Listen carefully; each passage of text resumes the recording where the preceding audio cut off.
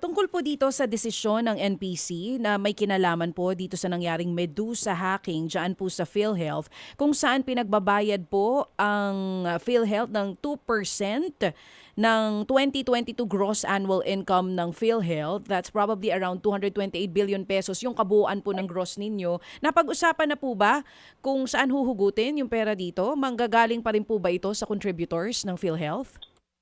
Well, hindi pa po yan napapag-usapan because unang-una, hindi pa naman po final and executory yung decision ng NTC.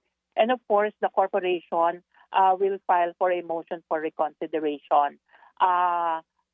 Kaya po, yun po, nandun pa po. And this is, kausap na rin po natin, of course, ang abogado ng gobyerno, ang OGCC, that we will file the appropriate motion for reconsideration.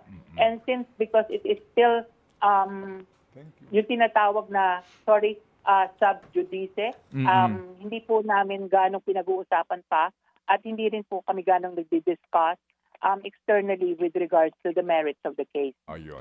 Sorry po for that. Sorry po for that. And we understand, Dr. Pargas, gusto lang ho namin makuha po ang inyo pong pandig nga dito sa naging desisyon ng NPC. Doon po sa sinasabi din pong desisyon na kinakailangan nyo pong abisuhan yung 42 million individuals, mga members na affected po ng data breach. Kinakailangan daw pong abisuhan formal sa pamamagitan po ng sulat. Meron na ho ba kayo ditong komputasyon kung magkanong kakailanganin at saan po kukunin ng pera?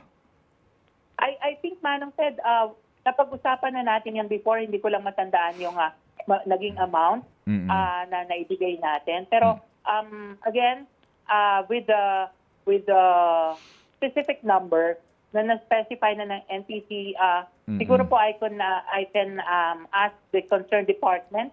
Opo. Pero yan po ay ginagawa na natin. Nagpapadala na po tayo ng sulat sa kanila.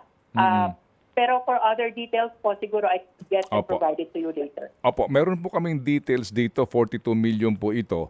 So, yung pong gastos po dito sa papel, printing at sa post office, gastos na po ito ng PhilHealth mismo, as in, saan kukunin po yung perang ito? Sa members' contribution po? Bali po, syempre po, magiging part na yan ng ating corporate operating budget for the administrative expenses po.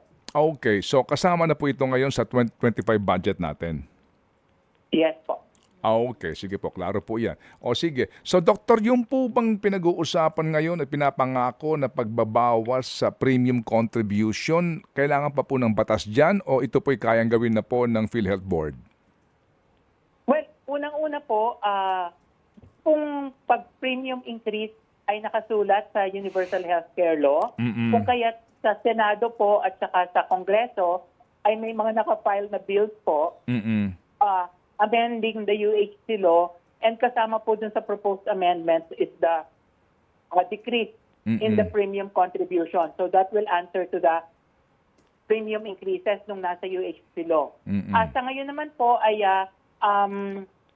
pwede naman pong pag-usapan ng board because nasa batas din po na kung meron tayong tinatawag na excess ay dalawa po yung pwedeng gawin, mag-increase or expand ng benefits or mag-decrease ng premium contribution.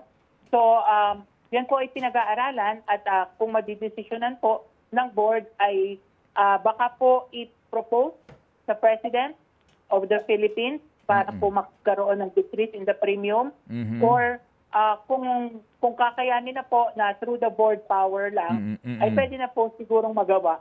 Pero I would need to check on that, Manong Ted.